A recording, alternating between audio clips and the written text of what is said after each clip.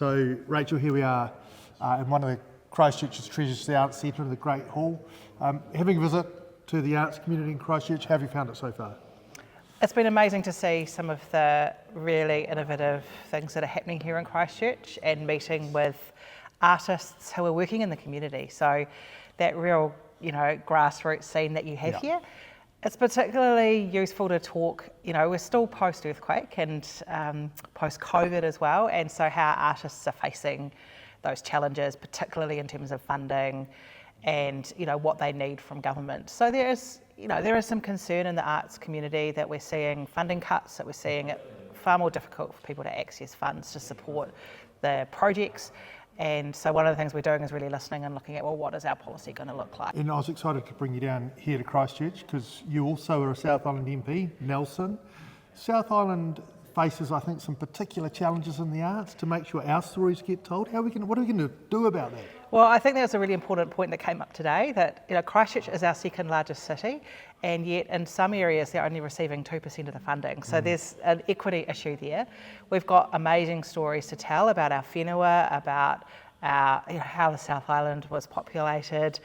Obviously here in Christchurch you have issues around the Christchurch earthquake, the mosque attacks. There's some really powerful stories to tell. And some great Ngāi Tahu stories as well. Absolutely. And look, last night I actually had the pleasure of, in Wellington, watching Jolt dance and their piece called Whakapapa, and this lovely young man called Jolt, who was adopted and talked about his journey being reconnected to his iwi, his Ngāi Tahu, and his connection to the whenua. And so, it's awesome to be here in Christchurch the following day and just to see that playing out.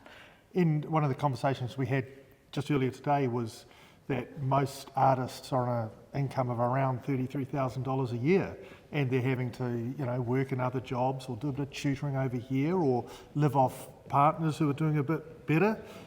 How are we going to address this issue? Well, it's why we call it the gig economy, because those of us, and myself included, have worked briefly as an artist. People who worked as artists are often on the lowest incomes and in the most precarious work. And so if you look back over what Labour has done in the past, we did a lot of support through COVID. The previous Labour government under Helen Clark and Judith Tizard initiated some amazing income support schemes for artists. And then there's others that go back decades earlier that have led to groups like Flight of the Conchords becoming, famous on the world stage. So we do need to look at how can we ensure that artists have a sustainable income support, particularly at the beginning of their career. That's the critical part.